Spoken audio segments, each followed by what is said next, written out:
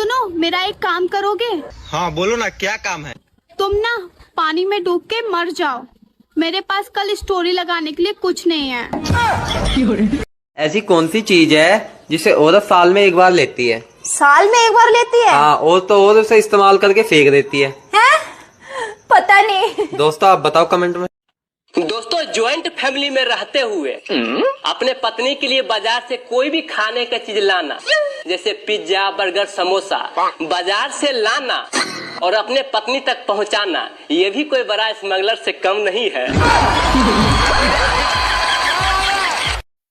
चलो बताओ, भारत की जितनी भी नदियां हैं उनमें से एक पुरुष नदी का नाम बताओ। पुरुष नदी? हाँ पता नहीं। गाइस कमेंट में बताओ, आसान है।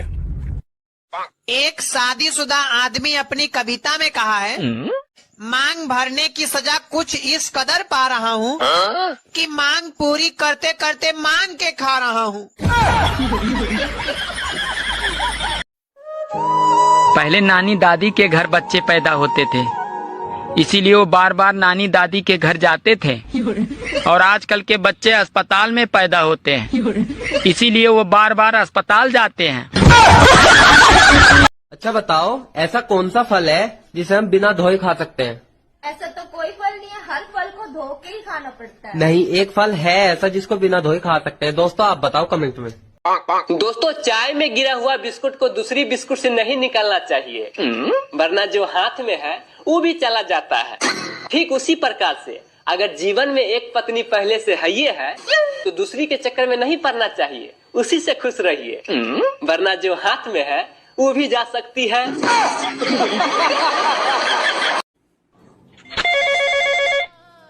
हेलो, आप कौन? मैं बिजली बोल रही हूँ, आप कौन बोल रहे हो? मैं खंबा बोल रहा हूँ। तुझे पता है मर्द की असली ताकत उसकी बीबी होती है, और कमजोरी उसकी पड़ोसन, और अगर चिकनी हो तो और ज्यादा। अरे भाई साहब, ये क्या कर रहे हो? अरे बहन जी, मैं अपनी बीवी के कपड़े धो रहा हूँ। मेरे भी कपड़े धो दो। कितने रुपए लोगे? अरे बहन जी, रुपए की कोई बात नहीं, जो बीवी देती है वही आप भी दे देना। सबसे महंगा दूध किसका है? सबसे महंगा बकरी का। बकरी का? हाँ। नहीं दोस्तों, आप बताओ किसका सबसे महंगा दूध है?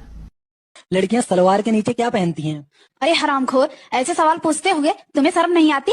ले कर देना बेवकूफ वाली बात, इसीलिए कह रहा था लड़कियां मूर्ख होती है। अबे क्वेश्चन तो ध्यान से सुन ले, सलवार के नीचे बोला है, अंदर नहीं बोला है। तलवार के नीचे क्या पहनती है लड़कियां? दोस्तों, जिन लोगों को डांस आता है कृपया वही लोग शादी करें, क्योंकि शादी के बाद जिंदगी भर बीबी के इशारों पे नाचना होता है। दोस्तों, शिवरात्रि का समय आ गया है। अब देखिएगा, लड़कियां मंदिर जाएगी अच्छा वर मांगने के लिए, और शादीशुदा महिलाएं जाएगी ये शिकायत करने के लिए कि हे प्रभु, क्या मांगे थे और क्या हमें दे दिए। शादी हमेशा अपने से बड़ी लड़की से ही करनी चाहिए, ताकि वो डांटे भी तो दिल को ये तसल्ली मिले, कोई बात नहीं है, हमसे बड़ी है। एक होटल में पति पत्नी दोनों खाना खा रहे थे, तो खाना खाने के बाद पत्नी पति से बोली, सुनो जी, अरे बेटर को टिप दे दो। तो पति बेचारा बेटर के कान में धीरे से बोला, सुनो भैया, अगर जिंदगी में खुश रहना है तो भाई कभी शादी मत करना। पत्नियों को खुश करना सबसे बड़ा झूठ है, क्योंकि सीता मैया जब तक प्रभु श्री राम के पास थी तो उन्हें सोने के हिरण चाहिए थे, और जब वो सोने के लंका में चली गई तो उन्हें प्रभु श्री राम चाहिए था। तो इसीलिए मैं कहता हूँ, हे महान पुरुष, जो काम प्रभु श्री राम नहीं कर पाए वो आप क्यों ट्राई कर रहे हैं? अगर आपकी पत्नी की तबीयत ठीक नहीं है तो उसे अस्पताल न ले जाएं, अरे उसे साड़ी की दुकान पे ले जाएं, और अगर फिर भी आराम न मिले तो उसे सोनार की दुकान पे ले जाएं, आराम की 100% गारंटी। Excuse me. हाँ, आप बहुत स्मार्ट लग रहे हो। Thank you. आपका नंबर मिल सकता है? हाँ बिल्कुल, आप नोट करो। हाँ। 87 हाँ 14 3 बार 1714। कॉन्टेक्ट नंबर है मेरा। और कोई नंबर नहीं है? नहीं, मैं एक ही नंबर रखता हूँ। क्या हुआ?